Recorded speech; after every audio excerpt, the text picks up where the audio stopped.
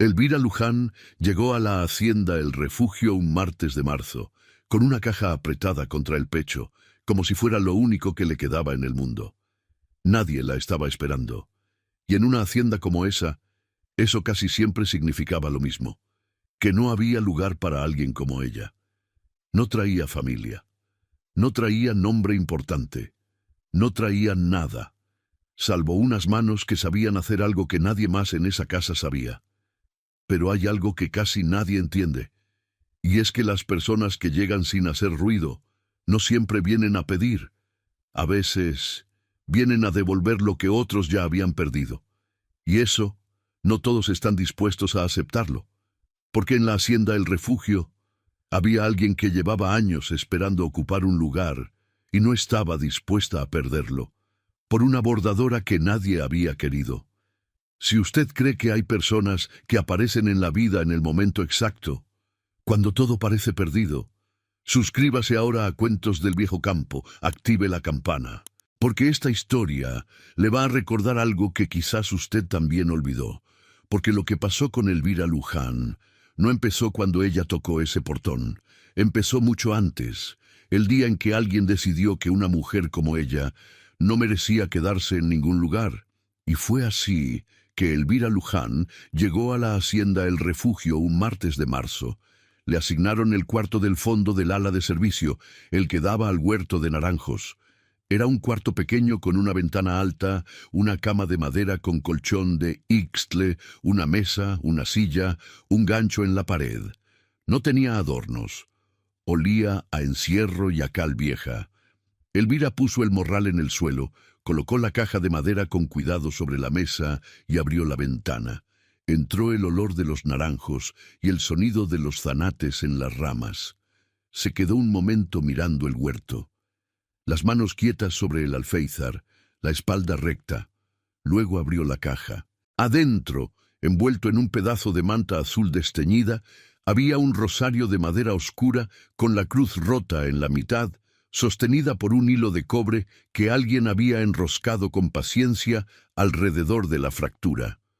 No era un rosario bonito, nunca lo había sido, pero era el único objeto que Elvira Luján había conservado de los 29 años anteriores de su vida, y por eso valía más que cualquier cosa bonita.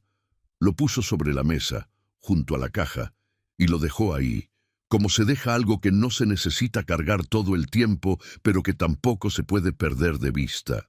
Debajo del rosario estaban los hilos, decenas de madejas ordenadas por color, los rojos y carmines juntos, los azules del índigo al cielo de invierno, los verdes desde el nopal hasta el aguacate maduro, los amarillos y ocres y dorados, los negros y los blancos y los grises que no son grises sino platas cuando la luz los toca bien, y debajo de los hilos, los bastidores, y debajo de los bastidores, las agujas envueltas en un trozo de piel fina, atadas con un cordón de cuero.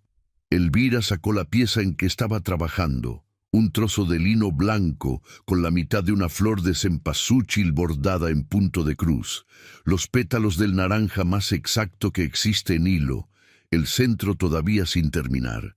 Lo extendió sobre la mesa, lo miró un momento, volvió a doblarlo con cuidado y lo guardó. Ese trabajo era para ella, lo otro podía esperar hasta mañana. Se acostó vestida, con los brazos cruzados sobre el pecho, y durmió. La hacienda se despertaba antes del amanecer. Elvira ya estaba despierta cuando los primeros mozos cruzaban el patio con los cubos de agua. Se lavó la cara en la palangana, se peinó con cuidado, se ató el rebozo y fue a encontrar a doña Martina en la cocina. «¿Qué necesita primero?», dijo. Doña Martina estaba moliendo chile en el metate. La miró de reojo. El comedor, los manteles, los que están en el cajón grande del aparador. Están viejos, pero el tejido aguanta. Lo que no aguanta es el bordado, que está deshilachado en las esquinas y descolorido en el centro. A ver qué puede hacer. Elvira asintió. Tomó su caja y fue al comedor. El comedor de la hacienda El Refugio era una sala larga, con vigas de madera oscura en el techo, una mesa de 12 lugares y un aparador de cedro contra la pared norte. Las ventanas daban al jardín interior, donde había una fuente de cantera que ya no corría. En las paredes colgaban 2 cuadros al óleo, uno de un hombre a caballo que Elvira supuso que era el padre o el abuelo del patrón, y otro de un paisaje de sierra con un río. Entre los 2 cuadros, un crucifijo de latón. El sol de la mañana entraba oblicuo por la ventana del oriente y hacía que el polvo en el aire se viera como si estuviera suspendido a propósito. Elvira abrió el cajón del aparador, sacó los manteles uno por uno, los extendió sobre la mesa, los examinó. Eran de lino antiguo, tejido apretado, con el orillo intacto. El bordado original había sido un trabajo de ramas y hojas estilizadas en hilo verde y dorado, con pequeñas flores en las esquinas. Efectivamente estaba deshilachado, pero no era un desastre.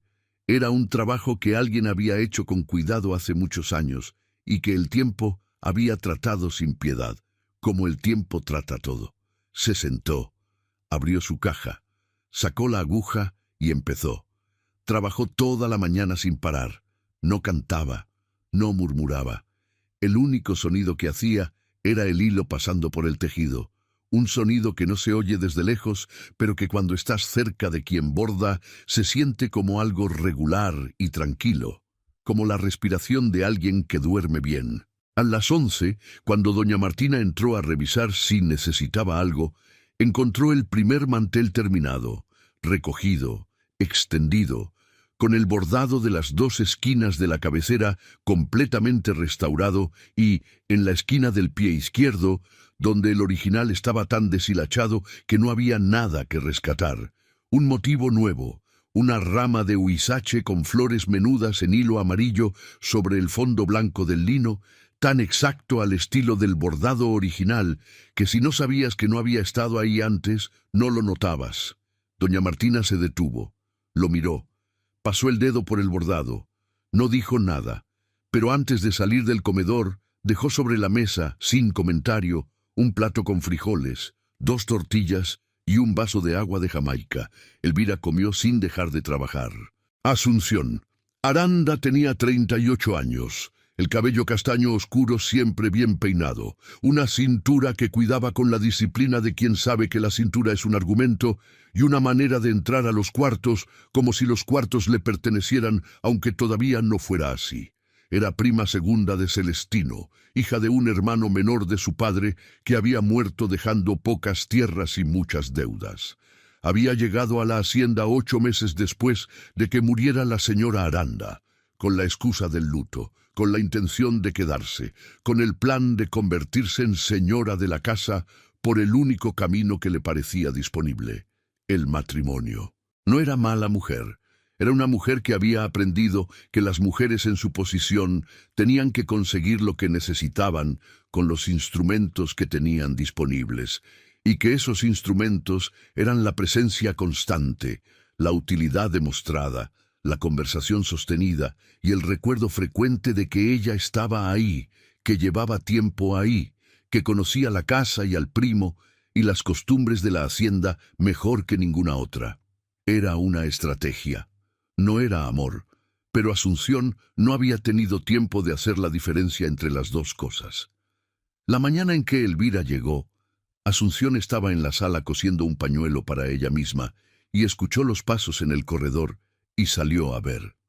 Vio a doña Martina llevando a una muchacha joven hacia el comedor. Una muchacha con las manos manchadas de color y una caja de madera, y esa espalda derecha que a Asunción le cayó mal desde el primer momento, sin que pudiera explicar por qué exactamente. ¿Quién es?, le preguntó a doña Martina en voz baja cuando la muchacha ya estaba adentro. Bordadora. El patrón la contrató de prueba. ¿El patrón la contrató? Asunción bajó la voz otro poco. ¿Y no había nadie de por aquí que pudiera hacer ese trabajo? Si lo había, no se presentó. Doña Martina continuó su camino. Asunción se quedó en el corredor un momento, mirando la puerta del comedor. Luego volvió a la sala y siguió cosiendo su pañuelo. Pero ya no lo estaba cosiendo con la misma tranquilidad de antes. Celestino Aranda no vio a la bordadora ese primer día. Estuvo en los potreros hasta la tarde, revisando con el capataz Epitafio Fuentes el estado de las cercas del lado norte que el temporal anterior había doblado en 2 lugares. Era un trabajo de cuerpo: cargar postes, jalar alambre, clavarlos con la maza. Celestino jalaba y clavaba junto con los mozos porque así lo había hecho siempre.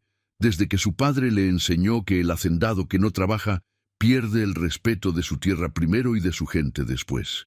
Llegó al caer la tarde, se lavó en el patio, cenó solo en el comedor. Fue entonces cuando lo vio: el mantel, las esquinas restauradas, la rama de huizache nueva en el ángulo del pie izquierdo. Se detuvo. Extendió los dedos sobre el bordado sin tocarlo del todo, como si quisiera sentir el relieve del hilo sin alterar nada. Se quedó así un momento. Luego se sentó y comió su caldo y sus frijoles sin decir nada a nadie. Pero antes de levantarse, pasó los dedos una vez más por la rama de huizache. La semana de prueba pasó. Luego pasó otra. Nadie habló explícitamente de que Elvira Luján se quedaba. Simplemente se quedó, de la misma manera callada y eficiente con que hacía todo lo demás, sin anunciarlo, sin pedirlo, demostrándolo. Terminó los manteles del comedor. Empezó con los del altar de la capilla. Una pieza más delicada, lino más fino, bordado litúrgico que requería punto de realce y matices de hilo dorado que se deshacían si los jalonabas mal. Lo hizo bien. Luego la colcha del cuarto principal, que doña Martina le llevó doblada con cuidado, y una expresión que Elvira interpretó correctamente como: esto era de la señora, y hay que tratarlo como si lo fuera todavía. Lo trató como si lo fuera todavía. La colcha era azul, de un azul índigo profundo, con un bordado de flores de bugambilia en rosa y blanco que recorría el borde completo. En 3 lugares el hilo se había soltado, y en uno el tejido mismo estaba desgastado. Elvira trabajó esa pieza con más cuidado que ninguna otra. Cuando la devolvió, el azul era el mismo, las flores eran las mismas, y el lugar del desgaste había sido cubierto con un bordado tan exacto al original que solo alguien que hubiera vivido con esa colcha durante años podría saber que no siempre había estado ahí. Doña Martina recibió la colcha, la revisó, se quedó callada un momento. Su mamá la bordó, dijo finalmente, y no quedó claro si hablaba de la señora Aranda o de la madre de alguien más, o de ambas a la vez. Elvira no preguntó. Dobló las manos sobre el regazo y esperó. «Buen trabajo», dijo doña Martina, y se fue. Fue una noche de la 3ª semana cuando Celestino la vio bordar. Había salido tarde del despacho, pasada la hora de cenar, con el cansancio de los números en la cabeza y ese peso en el pecho que llevaba 3 años sin nombre. Caminaba por el corredor principal hacia su cuarto cuando vio la luz. No la luz eléctrica, que en esa ala de la casa era un foco pelón que colgaba del techo, sino la luz de una vela. Una vela en el comedor, que a esa hora debía estar vacío y oscuro. Se detuvo. A través de la puerta entreabierta vio a Elvira Luján, sentada a la mesa, inclinada sobre su trabajo, con la vela en un candelero de barro a su derecha y la luz cayendo sobre sus manos y sobre el tejido que tenía en el bastidor. Bordaba despacio, con una concentración que era física además de mental, el cuerpo ligeramente inclinado hacia adelante, la mano derecha pasando la aguja con un gesto preciso y repetido, la mano izquierda sosteniendo el bastidor con los dedos separados como abanico, y esa espalda que nunca se curvaba, nunca, aunque llevara horas en la misma postura. Celestino no entró. No era una decisión consciente. Era que algo en la escena lo detuvo antes de que pudiera decidir si entrar o no. Algo en la manera en que ella estaba ahí, completamente sola y completamente suficiente, sin necesitar nada del mundo que estaba fuera de esa mesa y esa vela y ese hilo. Algo en eso le resultó a Celestino inexplicablemente doloroso, y no supo por qué, y eso también lo detuvo. La observó. Ella no sabía que él estaba ahí. Las manos de Elvira Luján en la luz de la vela, la derecha pasando y recogiendo la aguja con una regularidad que era casi musical, la izquierda sosteniendo el bastidor con firmeza pero sin tensión, las yemas de los dedos con esas marcas de color que no se iban del todo aunque se lavara. No eran manos de señorita. Eran manos que habían trabajado desde antes de tener tamaño para trabajar bien. Eran manos que sabían lo que estaban haciendo en el mundo y no necesitaban que nadie se los confirmara. Celestino estuvo ahí un tiempo que no supo medir. Luego dio media vuelta y siguió hacia su cuarto. Se acostó. Tardó en dormir. Por la mañana no dijo nada. Pero en el desayuno le preguntó a doña Martina, de manera casual, sin mirarse, cómo iba el trabajo de la bordadora con las piezas de la capilla. Doña Martina respondió sin mirarlo tampoco. Muy bien. Son piezas difíciles. Ella las está tratando bien. Celestino asintió. Siguió con su café, y doña Martina siguió con su pan dulce, y ninguno de los dos dijo nada más. Pero doña Martina, cuando se levantó de la mesa, tenía una expresión que no era exactamente una sonrisa, pero que se le parecía un poco por dentro. Si usted cree que hay personas que llegan a tu vida sin hacer ruido y sin pedir nada, y que esas personas terminan siendo las que más dejan huella, dele su like ahorita, suscríbase a Cuentos del Viejo Campo y active la campanita para no perderse ningún relato. ¿Alguna vez alguien llegó a su vida de esa manera, callado, trabajando, sin exigir nada, y sin embargo, cambió algo que usted creía que ya estaba fijo para siempre? ¿Desde dónde nos acompaña hoy? Las semanas que siguieron tuvieron la textura de las cosas que suceden despacio, pero que, cuando uno las mira desde lejos, resultan haber sucedido con una velocidad que no se notó mientras pasaban. Elvira estableció su rutina con la precisión silenciosa de alguien que no necesita que le digan cómo organizarse. Se levantaba antes que los mozos, tomaba su café solo en la cocina, empezaba a trabajar cuando la luz era suficiente y paraba cuando ya no lo era. No usaba el foco eléctrico del comedor de noche porque decía, la única vez que alguien le preguntó, que la luz eléctrica borraba los matices del hilo y uno terminaba eligiendo el color equivocado sin saberlo. Usaba la vela. Siempre la misma vela, repuesta cada vez que llegaba al cabo. Doña Martina le fue trayendo trabajo. Las servilletas del aparador, las fundas de las almohadas del cuarto de visitas, las mantelerías de la sala, un vestido de bautizo de batista antigua que alguien había guardado en una caja de cartón y que tenía el encaje del cuello desgarrado en una esquina. Elvira preguntó de quién había sido el vestido. Doña Martina dijo que había sido el de bautizo del propio patrón. Elvira lo miró un momento con las manos quietas. Luego lo tomó y lo trabajó con el mismo cuidado que la colcha azul. Con cada pieza terminada, algo en la casa cambiaba. No de manera dramática ni visible. Era más como cuando alguien limpia los vidrios de una ventana y la luz entra de repente con una calidad diferente, más nítida. Y uno se pregunta cómo no se había dado cuenta de que los vidrios estaban sucios. Las cosas que Elvira devolvía restauradas no eran las mismas cosas que se las habían dado.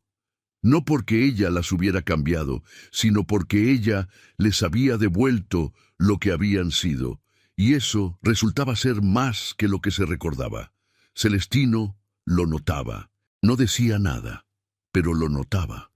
El mantel en la mesa del comedor, la colcha en la cama del cuarto principal, que volvió a estar ahí después de 3 años doblada en el cajón, porque verla tendida le era demasiado a Celestino, y él no había sido capaz de deshacerse de ella, pero tampoco de usarla. Y un día la colcha estuvo tendida en la cama, y Celestino entró al cuarto y se quedó de pie mirándola, y no fue doloroso de la manera en que había temido. Fue otra cosa. Fue como cuando el dolor lleva tanto tiempo siendo el mismo dolor que uno ya no lo reconoce como dolor, sino como el estado normal de las cosas. Y de repente algo lo cambia levemente y uno recuerda que hubo un tiempo en que las cosas eran diferentes. Empezó a pasar por el corredor del comedor más seguido de lo que era necesario. No era deliberado o no completamente. Era que su recorrido natural de la noche, del despacho a su cuarto, podía hacerse por el corredor del jardín o por el corredor del comedor, y las dos rutas tenían exactamente la misma distancia, y en las noches en que la vela estaba encendida, Celestino tomaba el corredor del comedor. Eso era todo. No se detenía, no miraba, caminaba de largo, salvo la noche en que se detuvo. Fue un jueves. Elvira estaba trabajando en algo que Celestino no reconoció desde el corredor. No era una pieza de la casa, sino algo propio, su tejido personal, el que guardaba en la caja y sacaba cuando terminaba con las piezas del encargo. El bastidor era más pequeño y la tela más oscura, y el hilo que usaba era de ese naranja específico que Celestino había notado ya antes. Ese naranja que era exactamente el color de los cempasúchiles en octubre, que era exactamente el color de cuando la vida y la muerte se juntan en el mismo altar y nadie sabe bien de qué lado está parado.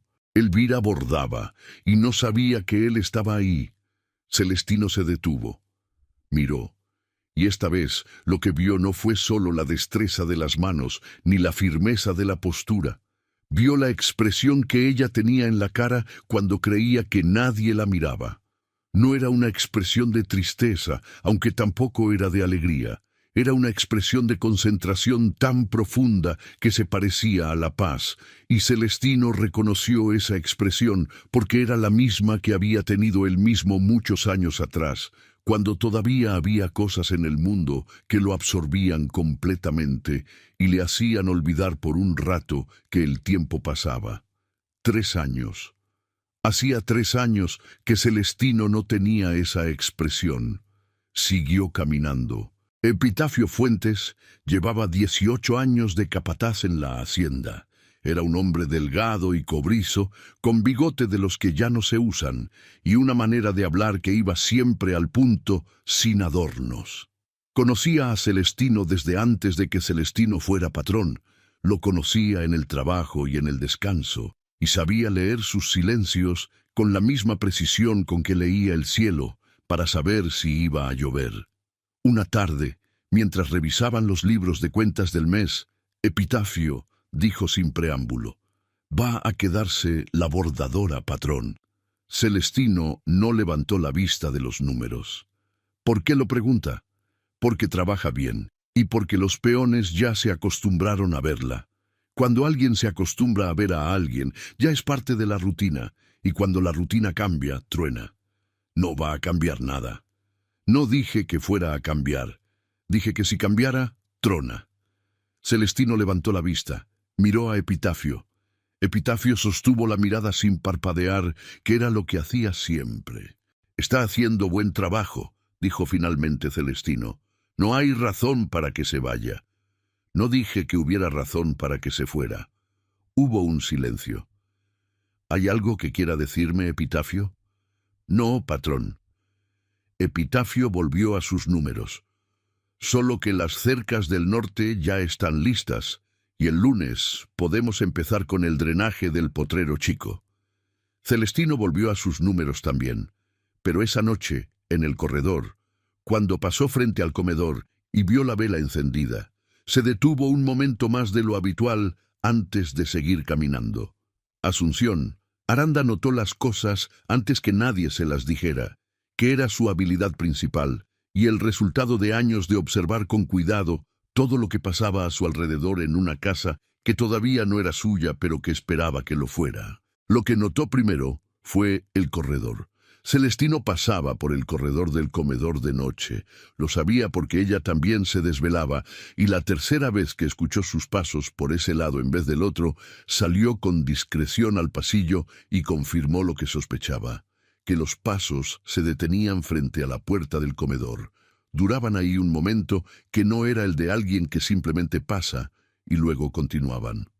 Lo que notó después fue el mantel, y la colcha, y la manera en que Celestino, que llevaba 3 años cenando sin mirar nada, ahora a veces pasaba la mano por el tejido de la mesa antes de sentarse. Lo notó porque ella cenaba con él casi todas las noches, con la constancia de quien sabe que la presencia constante es la mitad de cualquier batalla. Lo que notó después de eso fue que Celestino, que en los últimos meses casi no hablaba en la mesa, había empezado a hacer preguntas. Preguntas pequeñas, aparentemente casuales, sobre el trabajo de la hacienda, sobre las piezas que se estaban restaurando, sobre si doña Martina estaba contenta con la nueva contratación. Preguntas que no necesariamente tenían que ver con la bordadora, pero que, si uno las escuchaba con cuidado, tenían ese peso leve de las preguntas que rodean algo sin nombrarlo. Asunción escuchaba con cuidado, siempre.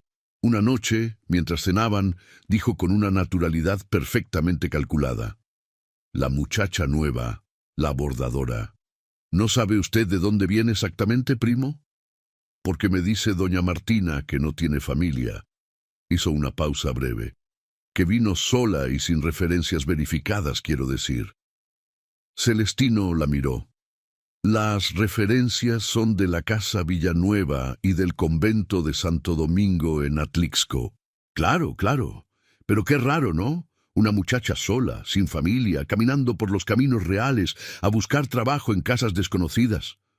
Otro silencio calibrado. En fin, cada quien su historia. Celestino no respondió. Siguió comiendo. Pero Asunción había plantado lo que quería plantar, y ahora solo era cuestión de regar. Lo que Asunción no sabía, porque nadie se lo había dicho, y ella no había pensado en preguntar, era de dónde venía realmente Elvira Luján. Venía de Atlixco, sí, pero antes de Atlixco venía de un pueblo de la Sierra de Puebla, cuyo nombre no importa aquí, porque Elvira hacía tiempo que había decidido que ese pueblo no era parte de su historia, o mejor dicho, era el origen de su historia, pero no la historia misma. Había nacido en ese pueblo hace 29 años. Hija de una madre bordadeira que había aprendido el oficio de su propia madre y que se lo había enseñado a Elvira desde antes de que Elvira tuviera manos suficientes para manejar la aguja sin pincharse cada 2 puntos. El padre había muerto cuando ella tenía 6 años, de una fiebre que en ese entonces era curable si uno tenía dinero para el médico y no lo era si no lo tenía. La madre había muerto cuando Elvira tenía 16, de cansancio, que es como mueren las mujeres que trabajan demasiado durante demasiado tiempo sin que nadie las ayude. Con la madre muerta, el tío paterno había reclamado la casita del pueblo, argumentando deudas que nadie podía verificar porque la madre había muerto sin documentos. Elvira había salido con el morral, la caja de madera y el rosario roto que había sido de su madre y antes de su abuela, y había empezado a caminar. Eso había sido 13 años atrás. Desde entonces había trabajado en 4 casas distintas en 3 estados. Había aprendido cada vez más, había cobrado cada vez mejor, había ahorrado cada vez que pudo y gastado solo lo necesario. No tenía amistades duraderas. No porque no quisiera, sino porque el trabajo la movía y ella se dejaba mover, porque quedarse quieta en un lugar demasiado tiempo le generaba una ansiedad que no sabía nombrar, pero que reconocía físicamente en el pecho como una presión leve que se aliviaba solo cuando había camino adelante. El rosario roto era lo único que llevaba consigo de todo eso. Lo había roto ella misma, sin querer, una noche en Atlixco, cuando se despertó de una pesadilla y lo jaló sin darse cuenta con demasiada fuerza. Había amarrado los 2 pedazos con el hilo de cobre esa misma noche, en la oscuridad, sin llorar.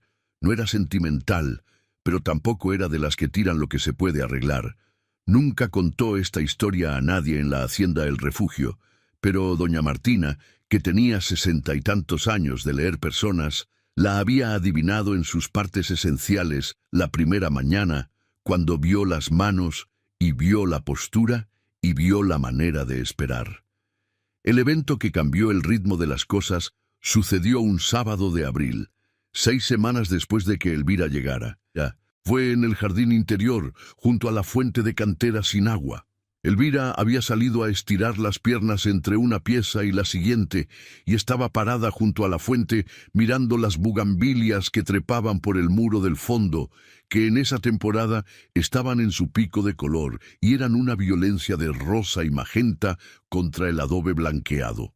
Tenía las manos cruzadas detrás de la espalda, la postura recta.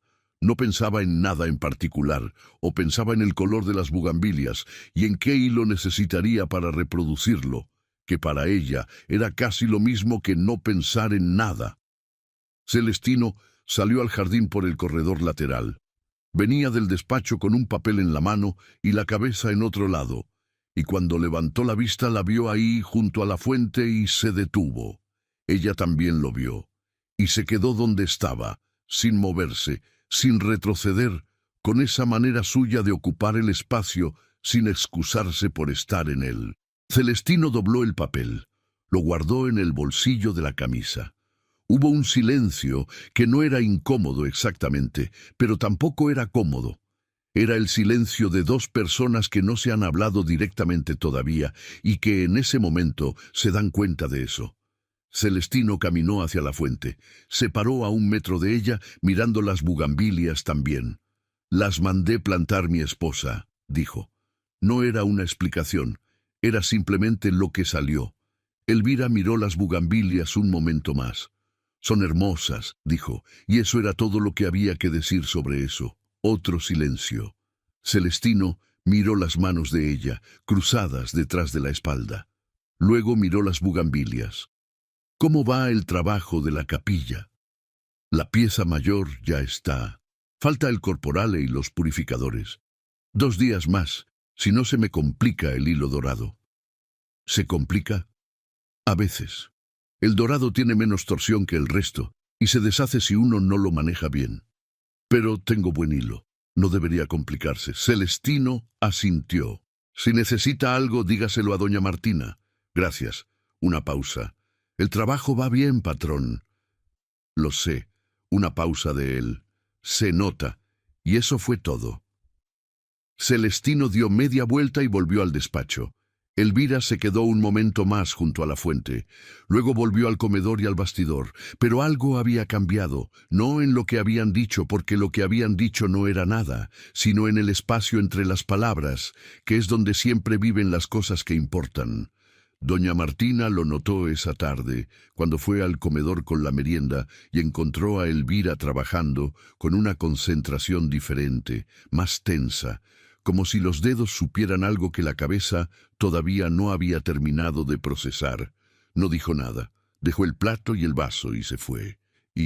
Pero esa noche, en su cuarto, doña Martina pensó en la señora Aranda, que había sido una buena mujer y cuya ausencia era una presencia constante en esa casa, y pensó en Celestino, que llevaba 3 años siendo la mitad de lo que había sido, y pensó en la muchacha con las manos manchadas de color que había llegado sin nombre propio en la hacienda y que sin hacer nada en particular estaba devolviendo algo a ese lugar que doña Martina no sabía que se podía devolver.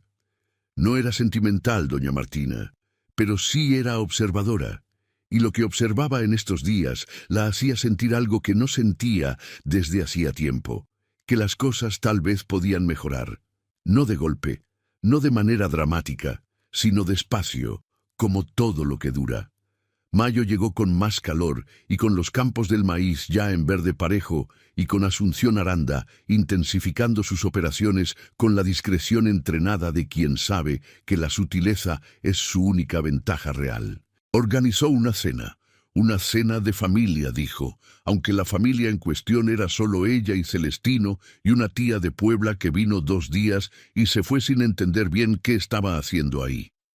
Pero la cena sirvió de pretexto para que Asunción ocupara la cabecera de la mesa del comedor en el rol de anfitriona, con los manteles recién lavados que Elvira había restaurado y las velas encendidas y todo el aparato de una casa bien llevada. Sirvió también para que Asunción le dijera a la tía, en voz suficientemente alta para que Celestino pudiera escuchar desde donde estaba, que la hacienda necesitaba una señora de la casa y que ya era tiempo de que Celestino pensara en rehacer su vida, que la vida no espera a nadie, que los hombres solos en las haciendas grandes terminan volviéndose raros, que ella misma con mucho gusto. Celestino no respondió. Comió su caldo. Miró el mantel.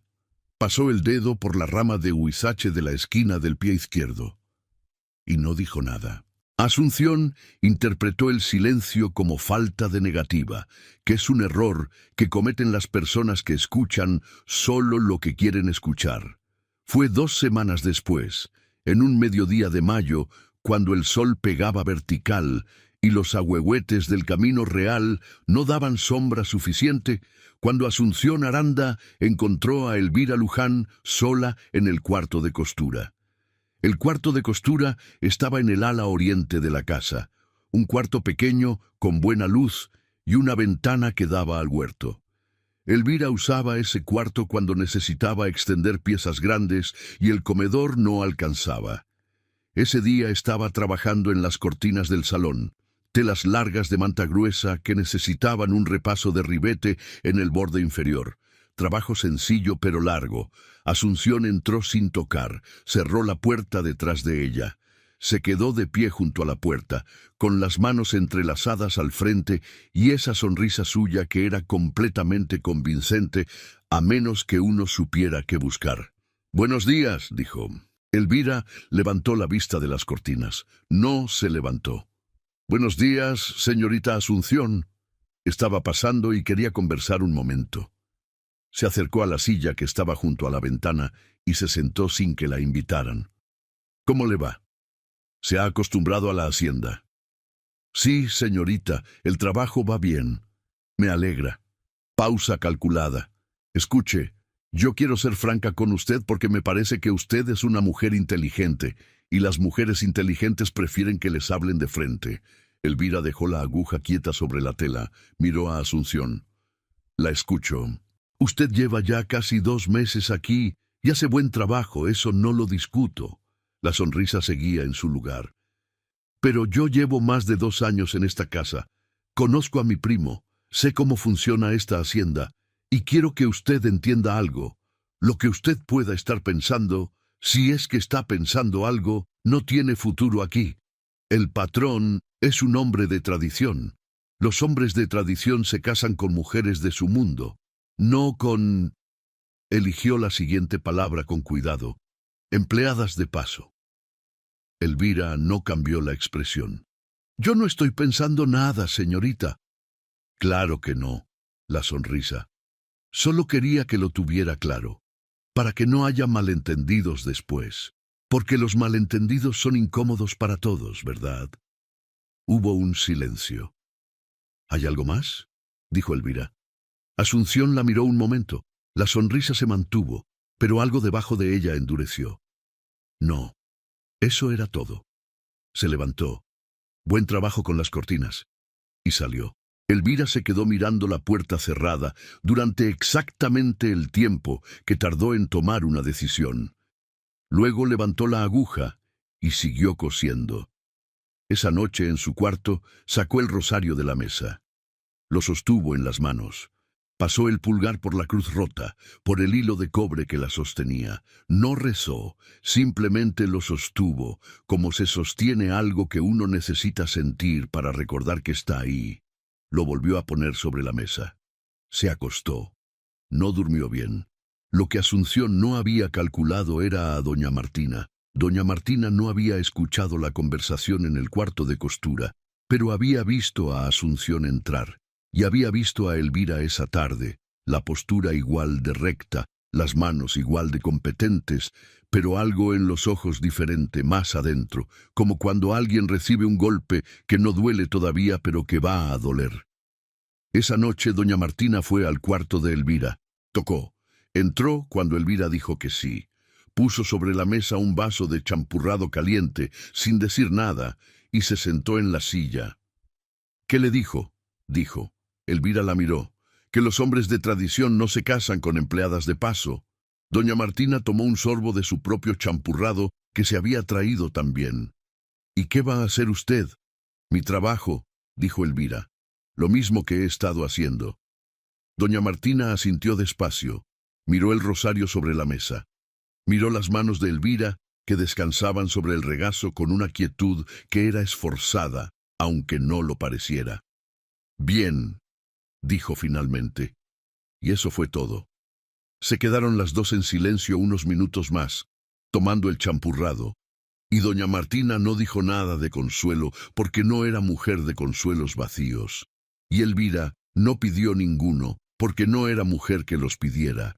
Y eso era exactamente lo que las dos necesitaban en ese momento. Cuando doña Martina se fue, Elvira se quedó mirando el rosario un momento más. Luego abrió la caja y sacó el bordado de la flor de cempasúchil. Lo sostuvo en el bastidor bajo la vela. Miró el centro sin terminar. Empezó a bordar. Junio trajo las primeras lluvias, y con ellas el olor de tierra mojada que cambia toda la sierra y hace que el aire sepa diferente. Los campos empezaban a crecer en serio, y Celestino pasaba más tiempo en los potreros y los sembradíos. Llegaba al atardecer con el barro en las botas y el cansancio en el cuerpo, que era el único cansancio que él sabía manejar, porque era un cansancio honesto que lo dejaba dormir. Una tarde llegó más temprano. Pasó por el corredor del comedor, que a esa hora estaba en luz de tarde, dorada y larga, y a través de la puerta abierta vio a Elvira parada frente a la ventana, con una de las piezas terminadas, extendida contra la luz, para revisar el hilo por transparencia, que era como ella verificaba que no hubiera nudos ni tensiones irregulares. La luz de la tarde atravesaba el tejido y hacía que el bordado se viera desde adentro, iluminado, como si los hilos tuvieran su propia luminosidad. Celestino se detuvo en la puerta. ¿Puedo pasar? Elvira se volvió. No dio un salto, no se turbó. Bajó la pieza y dijo: «Es su casa, patrón». Celestino entró, se paró junto a ella. Miró la pieza, que era el mantel del altar de la capilla, la pieza mayor, con el bordado litúrgico en hilo dorado y blanco que Elvira había reconstruido completamente. «¿Puedo?», dijo, indicando el mantel con la mano. Sí, Celestino lo tomó. Lo sostuvo en la luz como había visto que ella hacía. El bordado se iluminó desde adentro, cruces y lirios y letras estilizadas en un trabajo de hilo tan apretado y regular que parecía tejido y no bordado. ¿Cuánto tiempo le llevó esta pieza? 12 días. El hilo dorado es difícil, y el punto de realce en los bordes requiere ir y volver varias veces para que quede con el grosor correcto. ¿Lo aprendió sola? Lo aprendí de mi madre. Ella lo aprendió de la suya. Celestino siguió mirando el mantel. ¿Su madre vive? No, patrón. Murió hace muchos años. Un silencio. Lo siento. Gracias. Otro silencio. Celestino devolvió el mantel con cuidado. Sus manos rozaron las de ella en el momento del pase, las de él grandes y ásperas, las de ella más pequeñas con las marcas de color en las yemas. El contacto duró menos de un segundo. Ninguno de los dos lo nombró, pero Celestino soltó el mantel y se quedó con la mano quieta un instante, como si el cuerpo tardara un momento en entender que ya no había nada que sostener. «Está muy bien», dijo. Hablaba del mantel. «Gracias», dijo Elvira. Hablaba del mantel también. Celestino salió del comedor. Fue a su cuarto. Se sentó en el borde de la cama con las manos sobre las rodillas y se quedó ahí un rato, mirando el suelo, sintiendo en la palma derecha algo que no era exactamente el recuerdo de un tacto, pero que tampoco era otra cosa. La colcha azul estaba tendida en la cama. La miró. No sintió lo mismo que había sentido siempre. Ese peso familiar que combinaba el amor y la culpa y el tiempo de una manera que no se podía separar. Sintió algo diferente. Sintió que era posible que el mundo fuera más grande de lo que él había estado creyendo en los últimos 3 años. No supo qué hacer con eso, así que no hizo nada. Se quitó las botas, se tendió en la cama, cerró los ojos.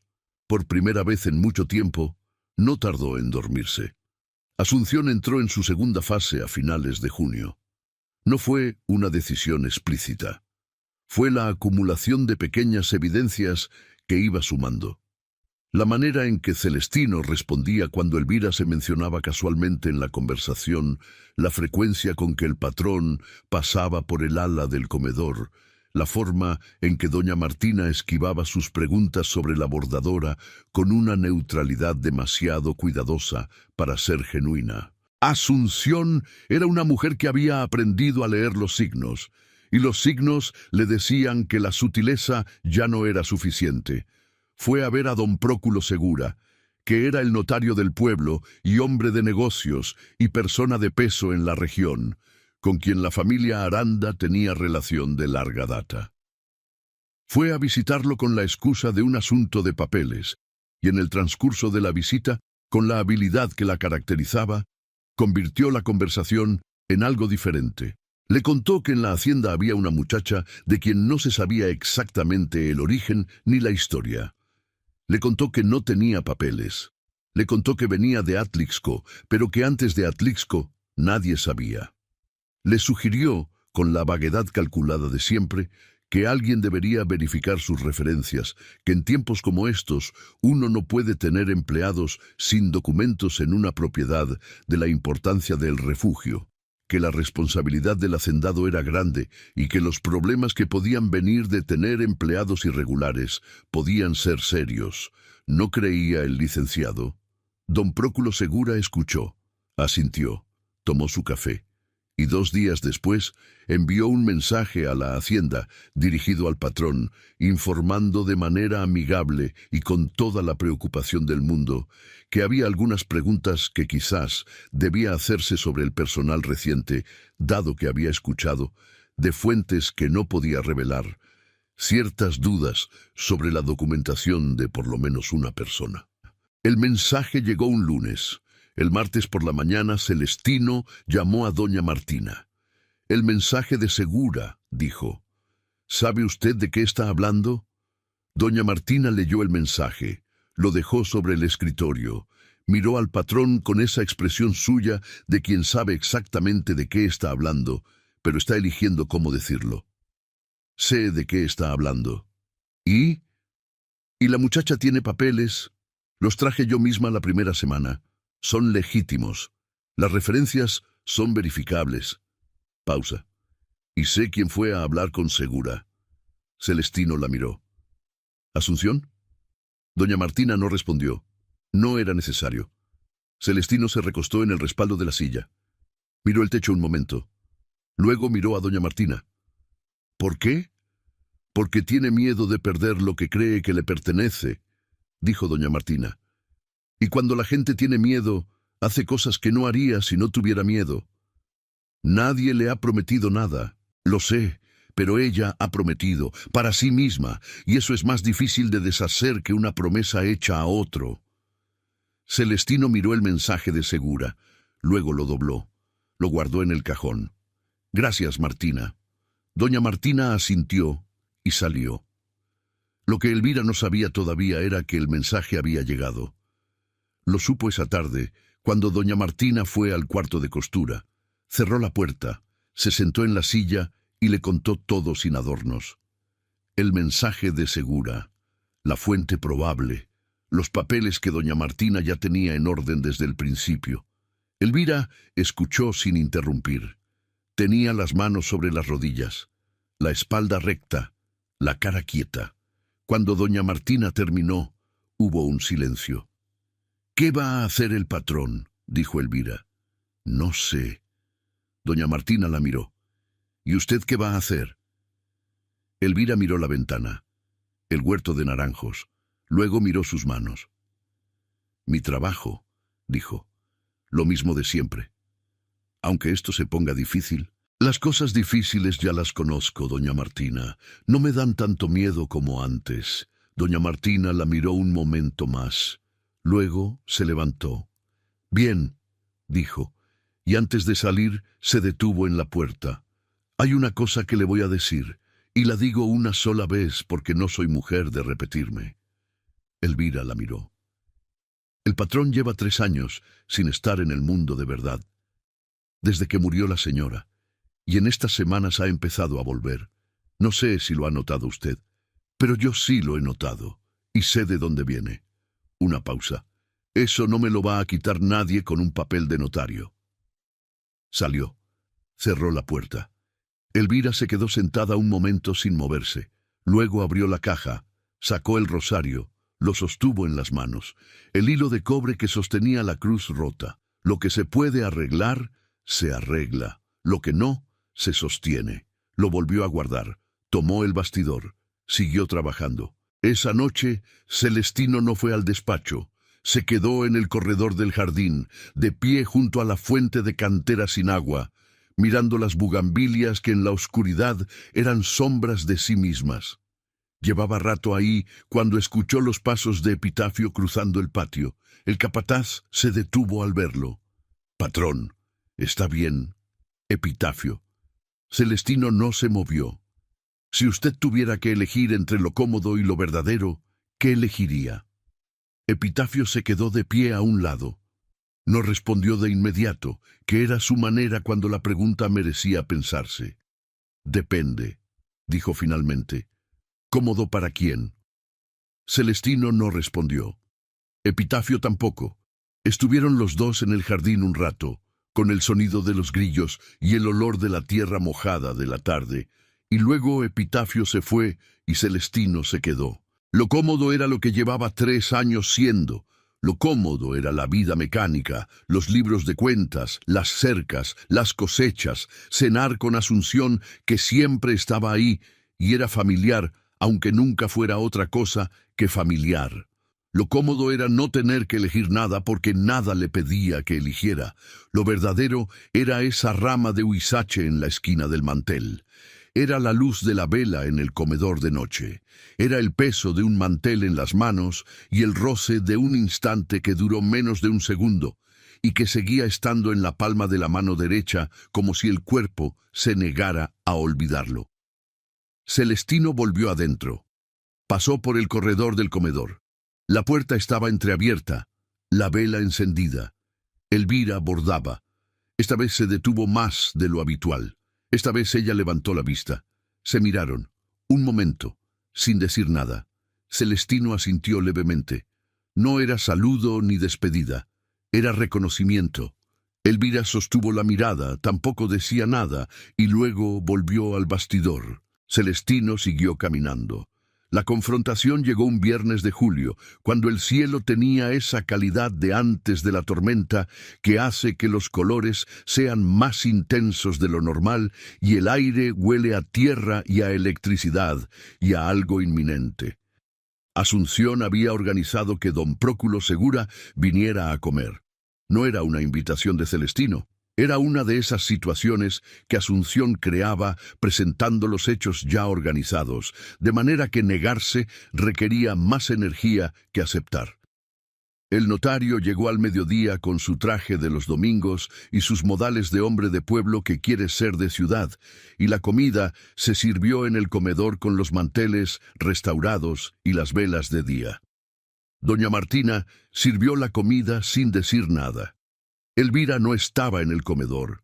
Ese día había ido al cuarto de costura con las cortinas que todavía faltaban, que era el extremo opuesto de la casa. Fue durante el segundo plato cuando don Próculo Segura, con la habilidad de los hombres que hacen favores y esperan que se los reconozcan, sacó el tema. Don Celestino, sobre ese asunto que le mencioné la semana pasada, el de la empleada nueva, ¿pudo usted verificar lo que le decía? Celestino estaba cortando un trozo de carne. No levantó la vista de inmediato. Sí. ¿Y? Una pausa de Segura, calculada como todas las de Asunción.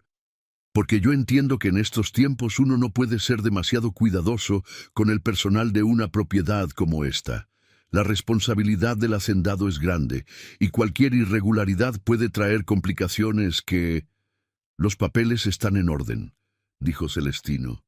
Silencio. Ah, Segura tomó su copa. Me alegra saberlo. Sus referencias son verificadas, continuó Celestino. Ahora sí levantó la vista. Miró a Segura. Luego miró a Asunción.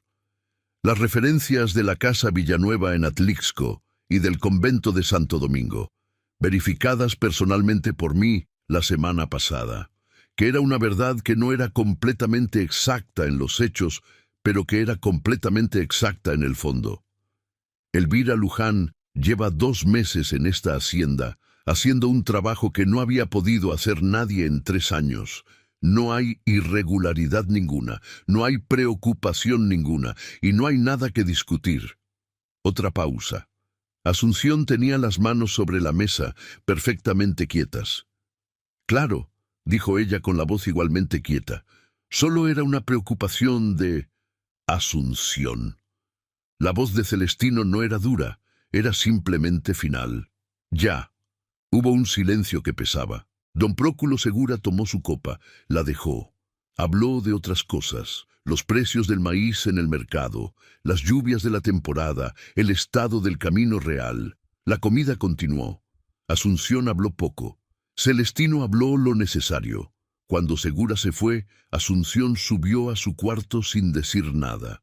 Celestino se quedó en el corredor del jardín, de pie, con el peso de lo que acababa de hacer asentándose en el cuerpo de la manera en que se asientan las cosas que uno sabe que eran necesarias, aunque no fueran fáciles. Doña Martina cruzó el corredor con el canasto de la loza. Se detuvo junto a él. No lo miró de frente. Miró hacia el jardín. «Hay personas», dijo en voz baja, con la cadencia de quien dice algo que ha pensado muchas veces y solo dice una, que trabajan duro toda la vida esperando que alguien las vea trabajar, no que las elogien, solo que las vean. Una pausa. Esa muchacha lleva 29 años trabajando y nadie la ha visto de verdad. Celestino no respondió de inmediato. «Yo la he visto», dijo. «Lo sé», dijo doña Martina, y siguió su camino. Celestino fue al cuarto de costura. Era tarde en la tarde. La tormenta que había estado amenazando todo el día empezaba a llegar. El viento movía las ramas del huerto de naranjos contra la ventana y el cielo al norte era de ese gris que en Puebla anuncia lluvia seria. Tocó. «Adelante». Entró. Elvira estaba al fondo del cuarto, junto a la ventana, recogiendo las cortinas que había terminado de ribetear. Se volvió cuando él entró y lo vio y algo en su expresión cambió, levemente, no de miedo, sino de atención, de ese estar completamente presente que era su manera de recibir todo lo que llegaba. Celestino cerró la puerta detrás de él. Se quedó de pie junto a ella. La tormenta empezó a sonar afuera. Primero el viento más fuerte, luego las primeras gotas en el techo de teja. «Hubo una conversación en la comida hoy», dijo. «Sobre usted». «Lo sé», doña Martina me dijo. ¿Sabe lo que respondí? «No». Celestino miró las cortinas dobladas sobre la mesa. Luego la miró a ella. «Dije la verdad». Elvira lo miró, las manos quietas a los costados, la espalda recta. «¿Cuál verdad, patrón? Que está usted aquí, que su trabajo es bueno, que no hay nada que discutir». Hubo un silencio. La lluvia cayó de verdad, de golpe, con esa intensidad de las lluvias de julio en Puebla que no avisan, sino que llegan. «Y hay otra verdad», dijo Celestino, «que no he dicho todavía en voz alta a nadie». Elvira no dijo nada. Esperaba, con esa manera suya de esperar, que era también una manera de escuchar. «Que desde que usted llegó», dijo Celestino despacio, como alguien que está encontrando las palabras en el mismo momento en que las dice, porque son palabras nuevas para él, palabras que no había usado antes. «Hay cosas en esta casa que han vuelto a estar en su lugar.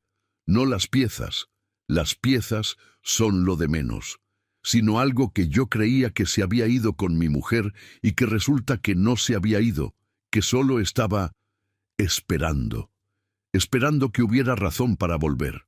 La lluvia en el techo, el viento en los naranjos». Elvira tenía los ojos fijos en él. No había en su expresión ni halago, ni susto, ni ninguna de las cosas que él podría haber esperado. Había algo más limpio que todo eso.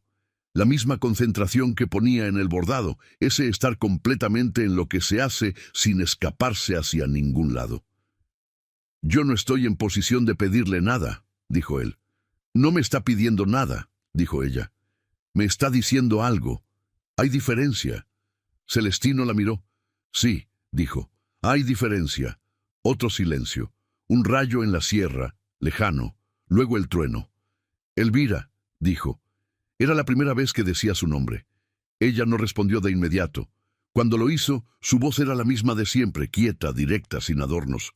Sí, Celestino, era también la primera vez que ella decía el suyo. No dijeron nada más. No era necesario. Se quedaron los dos de pie junto a la ventana, mirando la lluvia caer sobre el huerto de naranjos, y el agua hacía que el olor de las hojas fuera más intenso, y el cielo al norte era completamente gris ya, y los naranjos se doblaban con el viento y se enderezaban, y se doblaban y se enderezaban. Al día siguiente, Celestino habló con Asunción. No fue una conversación larga, fue en la sala, con la luz de la mañana entrando por las ventanas y el olor del café que alguien había hecho en la cocina. Celestino se paró frente a ella y habló claro. Le dijo que la apreciaba como familia, le dijo que la casa había sido su casa durante 2 años y que ese tiempo había sido genuino. Le dijo que no había nada que reprocharle porque nada malo había hecho, que todo lo que había hecho había nacido de un miedo comprensible y de una situación difícil, y que él entendía eso. Y le dijo que sin embargo había llegado el momento de que cada quien siguiera su camino. Asunción escuchó con la espalda recta y la expresión que había perfeccionado durante años de sostener la compostura cuando el interior decía otra cosa. Cuando él terminó, ella tardó un momento en hablar. ¿Es por ella? Es por mí, dijo Celestino. Llevo 3 años sin estar aquí de verdad, y quiero volver. Asunción asintió. Soltó una sola vez el aire, despacio, por la nariz. Está bien, dijo, y eso fue todo lo que dijo. Se levantó. Fue a su cuarto. 3 días después sus maletas estaban en el carro y ella se iba a Puebla, con la dignidad intacta y el plan deshecho, y Celestino la despidió en el portón con un abrazo genuino que Asunción sostuvo un momento más de lo necesario. Doña Martina no salió a despedirla. Elvira tampoco. Estaba en el comedor, bordando. No sabía que Asunción se iba hasta que doña Martina se lo dijo, más tarde, con una frase corta y sin elaborar. Elvira dejó quieta la aguja. ¿Y el patrón? Bien, dijo doña Martina. Está bien. Elvira asintió. Volvió al bastidor. Las semanas que siguieron fueron distintas, sin que nadie las declarara distintas. Tenían la misma textura que antes, pero con algo cambiado en la proporción de las cosas. El mismo trabajo, la misma hacienda, los mismos olores y sonidos del campo, pero con una ligereza nueva que no se hubiera podido explicar a quien no la hubiera sentido. Celestino empezó a comer en el comedor con la conciencia de estar en el comedor, que no es lo mismo que estar ahí por costumbre. Empezó a notar las piezas que Elvira devolvía restauradas, no solo como trabajo hecho, sino como actos de cuidado en un sentido más amplio. Y empezó a hablar en los momentos en que sus caminos se cruzaban en los corredores o en el jardín, con esa sencillez de quien ya no tiene que calcular lo que dice. Elvira siguió con su ritmo. El mismo despertar temprano, el mismo café, solo, el mismo bastidor, pero había algo en su postura que era diferente, aunque alguien que no la hubiera observado durante semanas no lo habría notado. Era como si la tensión que siempre había estado ahí, debajo de la firmeza, hubiera bajado un poco. Como si la espalda recta siguiera siendo espalda recta, pero ya no porque tuviera que serlo, sino porque simplemente así era ella. Una tarde de agosto, cuando el calor empezaba a ceder y las lluvias ya eran regulares y los campos del maíz estaban altos, Celestino la encontró en el jardín, de nuevo junto a la fuente de cantera, de nuevo mirando las bugambilias. Esta vez no pasó de largo. Se paró junto a ella. Las bugambilias se van a acabar pronto, dijo. Con el frío de octubre se van. Sí, pero vuelven. Sí, vuelven. Otro silencio. El sol de la tarde largo en el jardín. Un zanate en la rama del aguacate. Celestino volvió a ver a Elvira de perfil, la nariz recta, la boca quieta, las manos, que en ese momento no estaban haciendo nada, simplemente descansando abiertas a los costados, con ese azul añil debajo del índice que nunca acababa de irse del todo. «Elvira», dijo. Ella lo miró. «Me gustaría que esto fuera su casa», dijo. «De verdad, si usted quiere». Elvira lo miró un momento. En sus ojos había algo que no era sorpresa, pero tampoco era certeza. Era ese momento exacto en que algo que uno ha sostenido como posible durante mucho tiempo se convierte en real, y la realidad pesa diferente que la posibilidad, aunque las dos ocupen el mismo espacio. «Tengo que pensar», dijo. «Sí», dijo él. «Hay tiempo». «¿Cuánto tiempo?», Celestino pensó. «Todo el que necesite». Elvira miró las bugambilias. Luego lo miró a él. Luego miró el jardín completo, la fuente sin agua, el muro de adobe, el cielo de agosto que empezaba a tener los primeros tonos del atardecer. «¿Puede arreglarse esa fuente?», dijo. Celestino miró la fuente de cantera. «Sí, no es difícil. Hay que limpiar los canales y revisarle la toma». «Me gustaría escucharla correr», dijo Elvira. «La arreglo esta semana». Asintieron los dos. No dijeron nada más. Se quedaron de pie junto a la fuente que todavía no corría pero que iba a correr, mirando hacia el mismo jardín, hacia las bugambilias que se iban a ir con el frío y que iban a volver, hacia el cielo que se teñía de naranja en el poniente. Ese naranja que era exactamente el color del hilo que Elvira tenía guardado en su caja para la flor de cempasúchil, que todavía no había terminado. Esa noche, después de cenar, Elvira fue a su cuarto, sacó la caja, sacó el rosario, lo sostuvo en las manos, la cruz rota, el hilo de cobre enroscado con paciencia alrededor de la fractura. Pensó en su madre, que le había enseñado el oficio. Pensó en el tío que le había quitado la casa. Pensó en los 13 años de camino, en las 4 casas distintas, en los morales de lona y los bastidores y el olor de los hilos. Pensó en la hacienda, en doña Martina, en el jardín, en las bugambilias, en la fuente que iba a correr esta semana. Puso el rosario sobre la mesa. Esta vez no lo guardó en la caja, lo dejó ahí, sobre la madera de la mesa, a la vista, como se deja algo que ya no hay necesidad de esconder. Luego sacó el bordado de la flor de cempasúchil, el centro sin terminar. Lo puso en el bastidor, encendió la vela y terminó la flor. La fuente corrió el jueves siguiente. Celestino la arregló con epitafio y 2 mozos, un trabajo de mañana que terminó al mediodía, y cuando el agua empezó a correr de la cantera, hizo ese sonido que hacen las cosas que llevan tiempo detenidas cuando vuelven a moverse. Un poco inseguro al principio, luego parejo, luego con la regularidad de siempre como si nunca hubiera parado. Elvira escuchó el sonido desde el cuarto de costura. Soltó el bastidor. Fue al jardín. La fuente corría. El agua sobre la cantera gris. El sonido limpio en el jardín de la tarde. Celestino estaba de pie junto a la fuente, todavía con las manos sucias del trabajo, y cuando la vio llegar dijo: «Ya corre, dijo ella. Se quedaron los dos mirando el agua. El jardín olía a tierra mojada y a bugambilia, los zanates en el aguacate, el sol de las 3 de la tarde en el muro blanco del fondo. Ninguno de los dos dijo lo que pensaba en ese momento, que era lo mismo que pensaba el otro, que era algo que no necesitaba decirse porque estaba ahí de todas maneras, en el agua que corría, en el jardín que respiraba, en las 2 personas de pie junto a la fuente mirando hacia el mismo horizonte sin decir nada importante, que era exactamente lo que necesitaban decir. Si esta historia llegó a algo adentro de usted, si sintió que hay personas que no llegan a pedir, sino a devolver algo que uno había olvidado que tenía, déjenos su comentario aquí abajo en Cuentos del Viejo Campo.